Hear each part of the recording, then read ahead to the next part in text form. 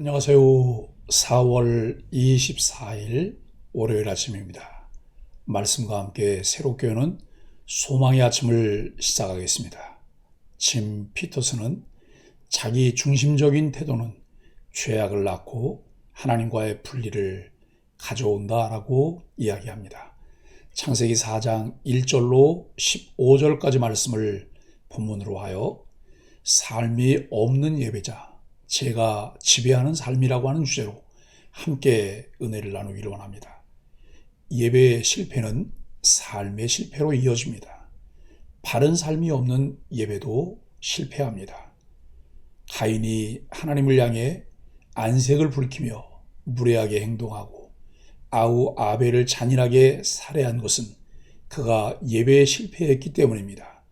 창조주 하나님과 깊고 친밀한 교제인 예배는 세상의 악과 전면전을 벌이는데 필요한 힘을 예배자에게 제공합니다. 참된 예배자는 삶의 예배에 성공하는 사람입니다. 예배에서 만난 하나님을 사랑하며 하나님을 사랑하는 것처럼 이웃을 사랑하는 것이며 하나님의 선한 성품을 닮아 그것을 삶으로 드러내는 것이 삶이 있는 예배입니다. 이렇게 예배가 있는 삶, 삶이 있는 예배자로 우리의 심령의 부흥이 일어날 때 가정과 교회로 부흥이 확장됩니다. 비로소 기독교는 세상의 소금과 빛으로 선한 영향력을 끼치고 세상의 변화를 볼 수 있습니다. 다른 이유와 핑계를 대기 전에 나의 예배와 삶을 점검하십시오. 그리스도인다운 삶은 예배에서 시작되며 참된 예배는 말씀과 함께하는 그리스도인다운 삶의 결과입니다. 예배와 삶은 분리될 수 없습니다. 하나님은 왜 가인의 제물을 거절하셨을까요? 하나님은 눈에 보이는 제물만 받는 분이 아닙니다. 성경은 반복하여 제물과 제사를 드리는 사람의 삶을 살피는 하나님의 모습을 이야기합니다. 삶이 빠진 제물을 하나님은 결코 기뻐하지 않으십니다. 하나님 앞에서의 삶은 주일 하루로 끝나는 것이 아닙니다. 일상이 곧 하나님께 드리는 예배가 되어야 합니다. 하나님은 가인에게 안색이 변한 이유를 물으시고 선을 행하라고 촉구하십니다. 나아가 죄가 너의 문에 도사리고 앉았다며 죄가 가인에게 얼마나 가까이 있는지 경고하시고 죄를 다스리라고 명령하십니다. 하지만 가인은 하나님의 명령을 거절하고 형제를 죽입니다. 히브리어 성경을 헬라어로 번역한 성경인 70인역의 해석대로라면 가인은 심지어 우리가 들로 나가자라며 아벨을 유인하여 살해했습니다. 오늘날에도 인간은 죄와 얼마나 가까이 마주하고 살아가고 있습니까? 가인에게 주어진 하나님의 명령은 오늘 우리의 선택과 무관하지 않습니다. 하나님은 강자에게 약자를 지켜야 할 책임을 맡기셨습니다. 약자를 지키는 것은 먼저 태어난 선생의 의무입니다. 한 시대를 살아가는 자로서 나중에 태어난 사람 후생과 그들의 삶의 터전을 지켜야 할 과제가 모든 이에게 있습니다. 오늘날 기후 위기를 극복할 책임을 후손에게 미룰 것이 아니라 우리가 져야 합니다. 이것은 하나님이 창조하신 세계를 지키는 행위이기도 합니다. 하나님은 가인을 징계하시지만 동시에 그의 이마에 표를 주어 그의 생명을 보호하십니다. 이것이 가인에게 책임 없음을 의미하지는 않습니다. 본래 땅에서 농사를 지었던 가인은 더 이상 땅에 정착하지 못하고 유리하는 자가 되었기 때문입니다. 죄의 대가는 결코 가볍지 않다는 사실을 알아야 합니다. 1절로 7절은 재물과 삶입니다. 하나님은 재물뿐 아니라 우리의 삶도 요구하십니다. 에덴에서 추방된 후 아담과 하와는 자녀를 낳습니다. 에덴 밖에서도 하나님의 돌보심은 계속됩니다. 두 자녀 가인과 아벨이 각각 하나님께 제물을 드렸는데 하나님은 아벨의 것은 받으시고 가인의 것은 받지 않으십니다. 하나님이 받으신 것은 아벨과 그의 제물입니다. 즉 제물 드리는 사람의 삶을 함께 보셨습니다. 그러므로 재물 종류를 기준으로 하나님의 수치 여부를 판단하는 것은 옳지 않습니다. 수많은 재물보다 재물 드리는 자의 삶이 중요합니다. 하나님은 가인에게 그의 삶이 선한지 돌아볼 기회를 주시지만 가인은 안색이 변하여 이를 거부합니다. 하나님이 아벨의 제사만 받으시고 가인의 제사를 받지 않으신 이유는 무엇일까요?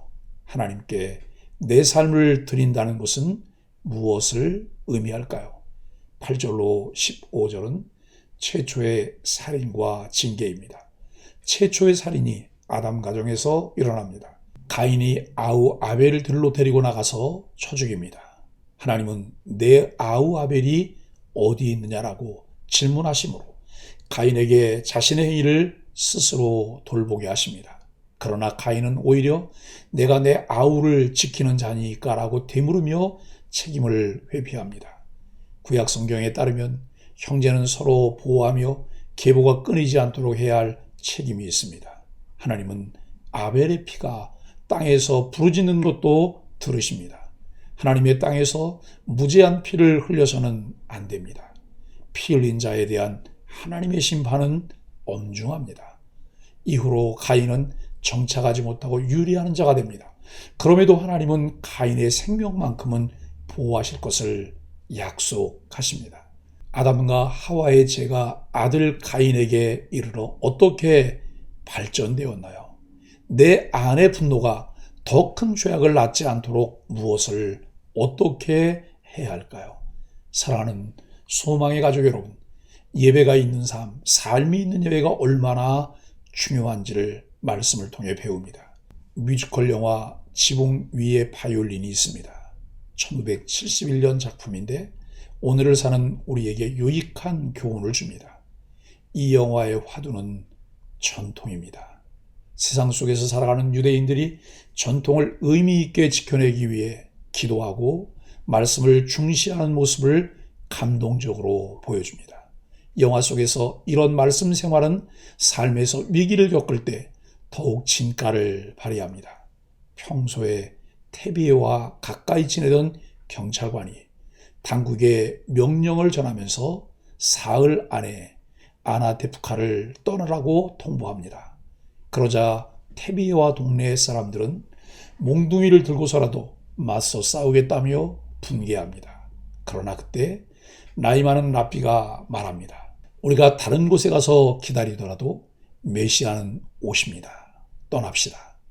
그러자 분노에 치를 떨던 사람들이 갑자기 태도를 바꿔 랍비의 말에 순종합니다. 그들은 집으로 돌아가 떠날 준비를 합니다. 살던 집과 가축들, 가재 도구들도 버리고 눈이 오는 날 수레를 끌고 밀면서 떠납니다. 가난했지만 정들었던 마을을 그렇게 랍비가 전해준 말씀에 대한 확신에 따라 떠나갑니다. 마을을 떠나면서 늙은 랍비는 회당에 보관해두는 두루마리 율법서와 성경이나 유대교 문서 몇 권만을 챙겨갑니다. 자질구레한 다른 물품들에 미련을 두지 않지만 말씀만이 가장 중요하다는 모습을 그렇게 보여줍니다. 하나님의 말씀만으로 험한 세상에서 하나님의 뜻을 찾겠다는 의지이고 말씀에 수긍하는 자세입니다. 물론 유대인들은 아직 그리스도가 오시지 않았다고 믿고 있기 때문에 우리의 신앙과는 다르지만 이 영화 속 유대인들이 삶 속에서 하나님의 말씀에 순종하려는 자세는 우리가 꼭 배워야 합니다. 성경은 이 세대를 본받지 말고 마음을 새롭게 하여 변화를 받으라고 말씀합니다. 그러면 하나님의 선하시고 기뻐하시고 온전하신 뜻이 무엇인지 알게 됩니다. 우리 몸을 하나님이 기뻐하시는 거룩한 산제물로 드릴 때 하나님이 기뻐 받으시는 영적 예배가 됩니다.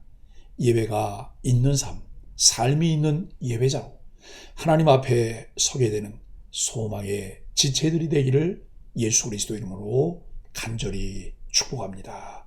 함께 기도하겠습니다. 하나님, 길이 막혀 힘들다고 느껴질 때 하나님을 향한 제 태도가 어떠했는지 돌아봅니다.